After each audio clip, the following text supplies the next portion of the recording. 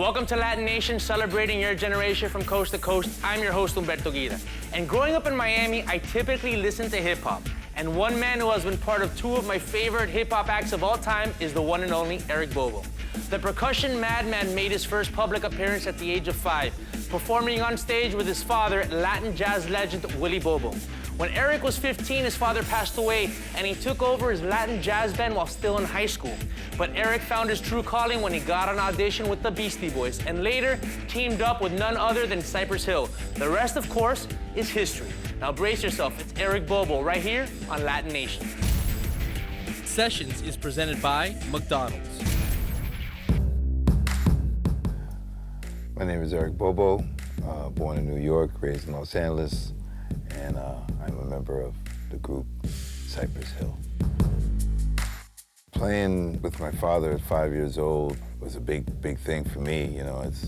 Not many kids get that kind of opportunity to play this genre of music of Latin jazz. But it was great. It just fueled my passion to want to play music.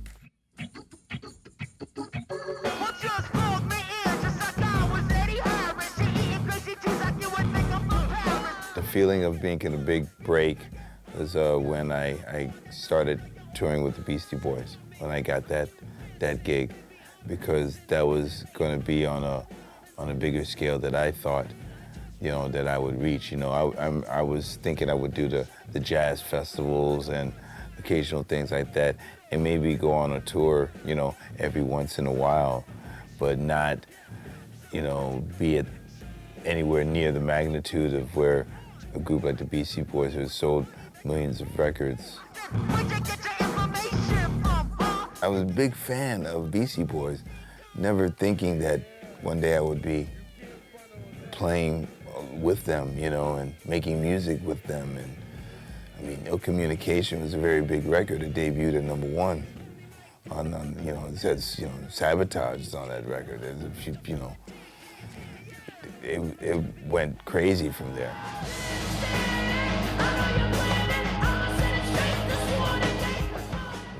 Upon that first tour with them in '92, I met Cypress Hill on the same tour they were opening up.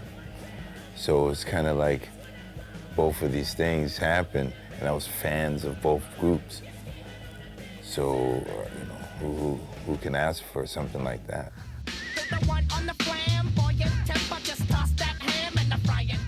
Being on the tour with Cypress Hill, was a different experience, of course, from the Beastie Boys. It was a different culture, Cypress Hill being of Latin descent. And also with the pro-marijuana stance, which, at that point, it was, you had the organizations, but there was nothing that was close to how it is now with the dispensaries and everything like that. It was just trying to raise that awareness.